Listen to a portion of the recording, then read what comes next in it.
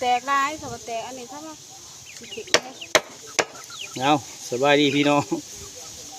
จะได้หดย่ามมาเนาะย่ามให้ย่ามหน้าย่ามที่เกี่ยวเขาต้องเลยเตรียมตอไปก่อนกระดับเกียนไม้เฮ็ดออก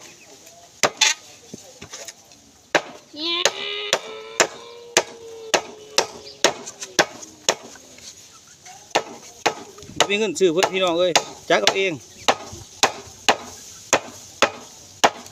ไปไม่ได้หรอกน้ำกระบอกนะกูบอกยังอาม่าได้กับพ่อมาของอาม่าบ่ได้